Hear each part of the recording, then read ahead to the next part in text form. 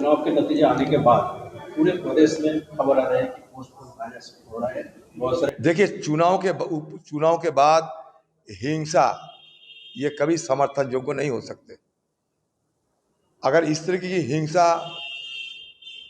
चलते रहे तो लोग टीएमसी और बीजेपी की बीच वो फर्क नहीं कर पाएंगे।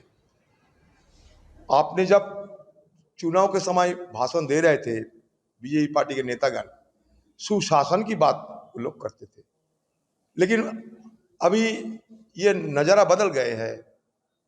नज़ारा बदलने के बाद भी मतलब जमीनी हकीकत नहीं बदली। जहां हिंसा और तनाव बंगाल के लिए इतने सालों से आम लोगों को परेशानियां खड़ा करते रहे, उसका कोई परिवर्तन नहीं हुई।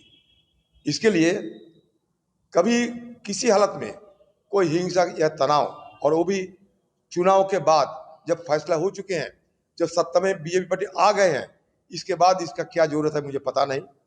हो सकता है लोगों की कोई जगह लोगों की एक गुस्सा, पुराने गुस्सा है, क्योंकि टीएमसी पार्टी जब सत्ता पे रही थी वो भी काफी हिंसा किए थे। तो ये आंख के बदले आंख, ये अगर चलते रहे तो बंगाल के लिए ये हानिकारक होगी।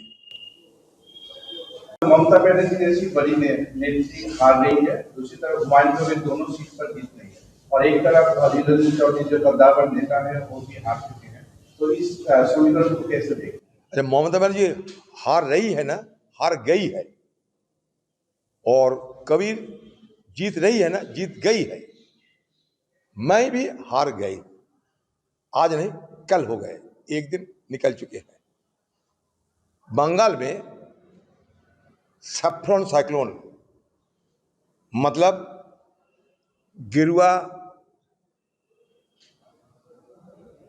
जो लहर पैदा हुई थी, और इसके साथ साथ मैं एक बात और जोड़ना चाहिए, हिंदुत्व की जो लहर, जिस हिंदुत्व को बीजेपी पार्टी सारे हिंदुस्तान में